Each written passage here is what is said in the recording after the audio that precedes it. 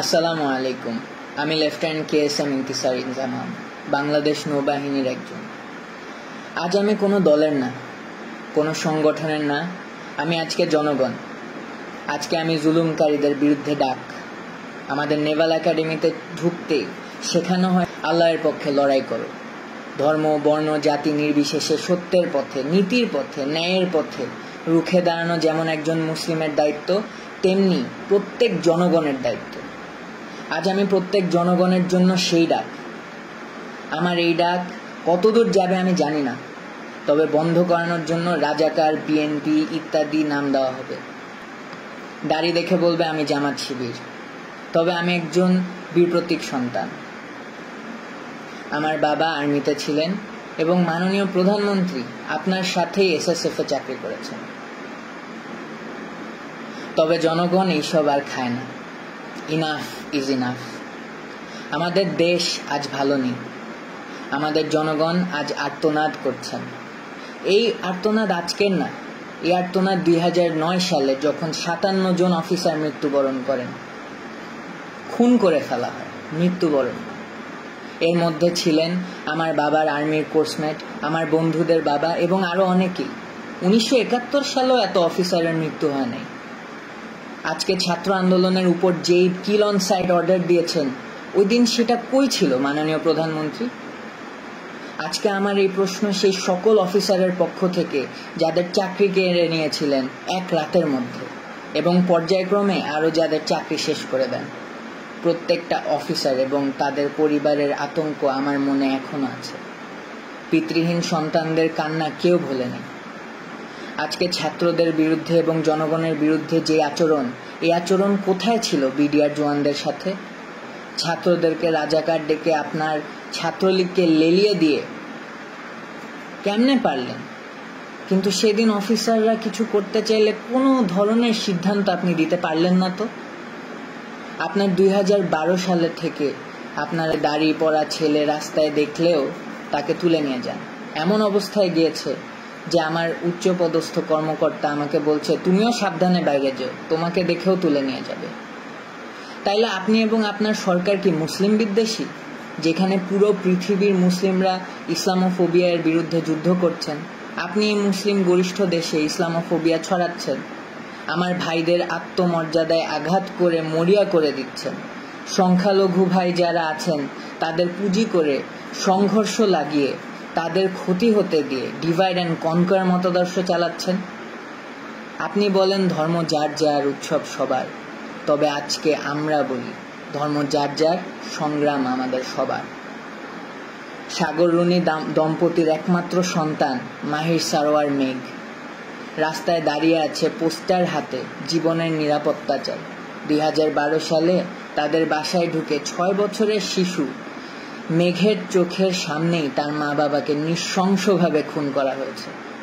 তকিয়ের পিতা রফিউর রাব্বি এর পোস্ট। ছাদে খেলারত অবস্থায় 6 বছরের শিশু রিয়াকে আপনার পুলিশ খুন করেছে।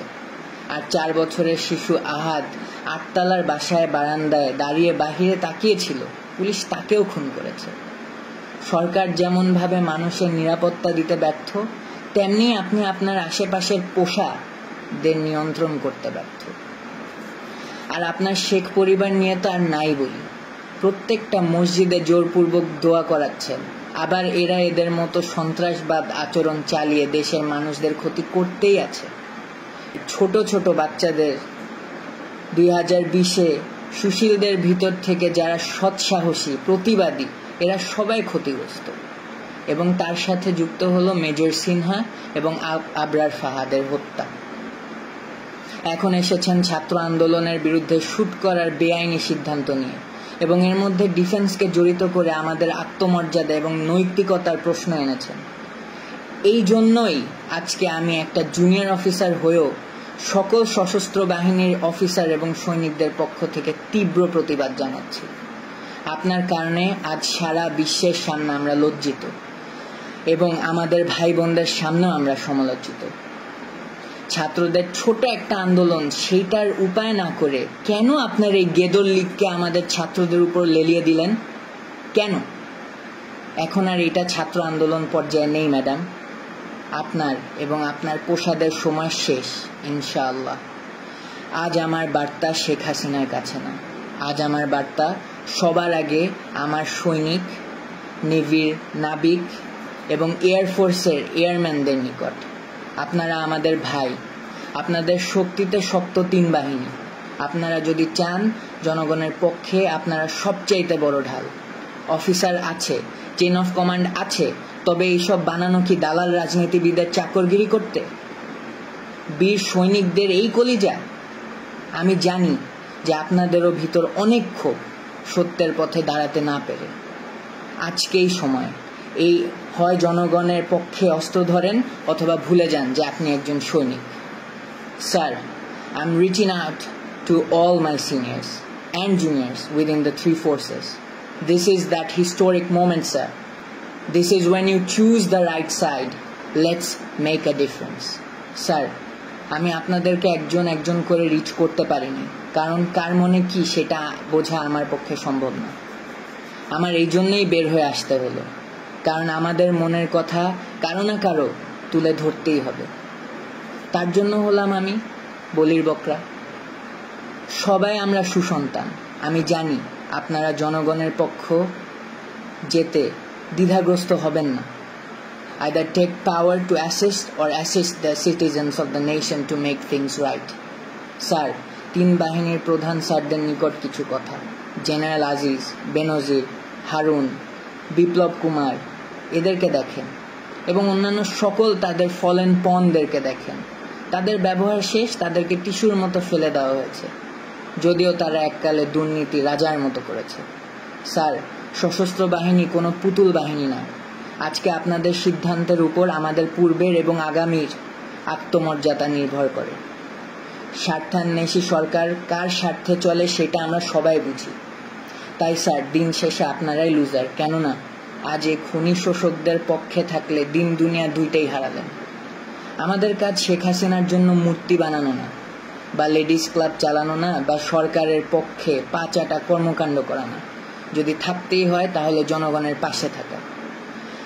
আমাদেরকে ব্যবহার করে করে আমাদের মধ্যে রাজনীতি যেভাবে প্রবেশ করিয়েছে এই সরকার, তার উত্তর দিতে হবে।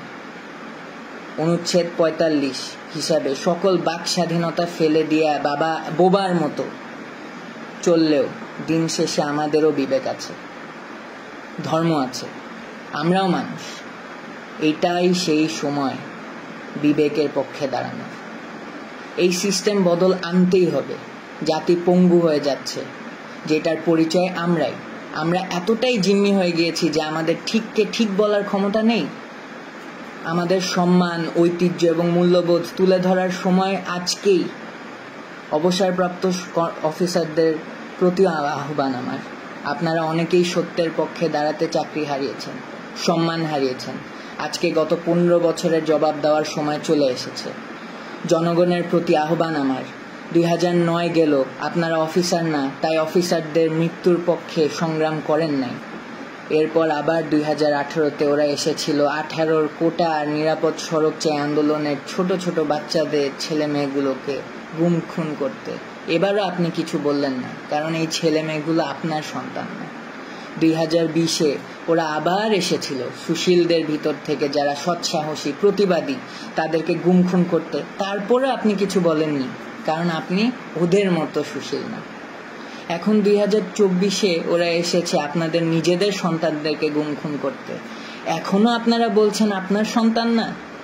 যেদিন আপনার সন্তান হবে সেদিন পর্যন্ত অপেক্ষা করবেন? তাইলে আপনার ইচ্ছা 6 বছরের রিয়ার মতো আপনার বাচ্চা ছাদে ঘুরতে গিয়ে গুলিবদ্ধ হোক, এবং আবু সাইদ, মুগ্ধ, রাইহান, তানভীর, হৃদয় ও ওমর আরো অনেকের সন্তানের মতো আপনার ছেলে রাস্তাঘাটে মার খেয়ে গুলিবদ্ধ হয়ে পড়ে থাকুক, পুলিশের আর্মার্ড গাড়ির উপর মরে পড়ে থাকুক, যার লাশকে ঘরের ময়লার মতো ফেলে দিবে রাস্তার উপর। আপনার ছেলে নিরস্ত্র হয়ে কোনো বিল্ডিংয়ে ঝুলে আশ্রয় নিয়ে থাকা অবস্থায় এই খুনি সরকারের লোক এসে নির্দ্বিধায় গুলিবদ্ধ করে মেরে ফেলবে, এইটা চান? শিশু আহাদ এর মতো গুলিবদ্ধ হয়ে আপনার কোলের মধ্যে শেষ নিঃশ্বাস ত্যাগ করার সময় বলবে, বাবা তোমার বুকেই থাকবো আমি, তখন আপনার টনক নড়বে? এটা না চাইলে ধর্ম বর্ণ নির্বিশেষে রাজপথে আসেন। জনগণের সাথে মিলে সশস্ত্র বাহিনী এই দাবি পূরণের জন্য জনগণের সুরক্ষা নিশ্চিত করবে এবং জনগণের স্বার্থে অস্ত্র ধরবে, এইটাই আমার প্রত্যাশা। আপনারা মনে রাখবেন, বহিরাগত শক্তি এখন দেশে বিদ্যমান। তারা অনেক উপায়ে দুই পক্ষের মধ্যে সহিংসতার সৃষ্টি করতে সন্ত্রাসী কর্মকাণ্ড চালাবে এই খুনি সরকারকে টিকায় রাখতে। তাই ছন্নছাড়া হবেন না, সবাই রাজপথে নামেন। আমাকে অনেকেই বলেছে, বাঙালি এই বাঙালি সেই, দেখবি পিছে কেউ আসবে না, তুই একাই মরবি, তোর গোষ্ঠী সহ মরবি। তোর নেভির এবং এয়ারফোর্সের অফিসারদের এমনিই নাই কলিজা এবং সংখ্যাও কম। তোর আর্মির বাপেদের 2009-এর পর রক্ত শুকিয়ে গাদ্দারি রক্ত হয়ে গিয়েছে, আরো কত কি। আমি কি বলেছি জানেন? আমি বিশ্বাস করি এই দেশে এখনো ঈমান বেঁচে আছে, দেশে এখনো বিবেক বেঁচে আছে, আমার বিশ্বাস বেঁচে আছে। এবং আমার বিশ্বাস যে আমার মতো সবার বিশ্বাস বেঁচে আছে এবং থাকবে। রিজিকের মালিক আল্লাহ। মনে রাখবেন, আল্লাহর পক্ষ থেকে সাহায্য এবং আসন্ন বিজয়। আমি জনগণের পক্ষে, আমি যাচ্ছি তাদের সাথে যোগ দিতে। হারানোর অনেক কিছু, তবে আজকে মুসলিম হিসেবে পাওয়ারও অনেক কিছু।